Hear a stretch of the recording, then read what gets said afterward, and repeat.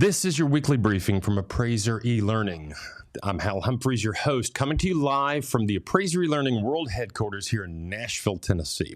So later this week, Brian Reynolds at the Appraisal Update podcast is going to have a special guest. His name is Paul Ryll. Paul is with me this morning.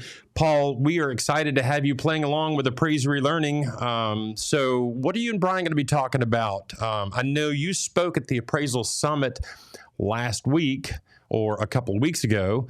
And tell me a little bit about your topic. Don't go into too much detail because I know you and Brian are going to dig into it in detail in the podcast. But give us a little teaser of what you talked about in your presentation.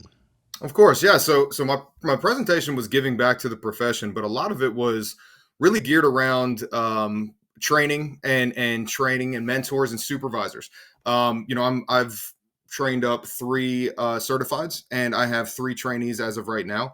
So a lot of the stuff that we're going to talk about is we're going to talk a little bit about the business side of things. We're also going to talk a lot about the training side of things when it comes to bringing on trainees and giving back to your profession.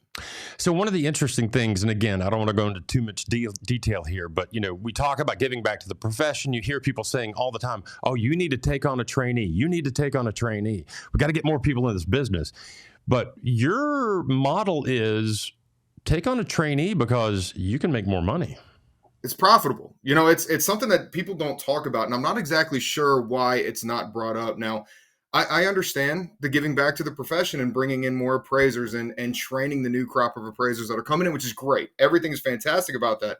However, it's got to be profitable for a business for me to use my time in which I could be using to do more appraisals or do more consulting work or do whatever I do to make money, to train somebody and knowing on the back end that it's possible to actually make money off of this and keep trainees with the company, get more volume, get more orders, diversify your practice. So that's one of the things that we're really going to be talking about, nailing pretty hard when we're talking about in the podcast. Very good. Paul, thanks so much for being here, and I look forward to hearing the podcast later this week. Absolutely. Thank you, sir. I'm Hal Humphreys. That's your weekly briefing from Appraiser eLearning.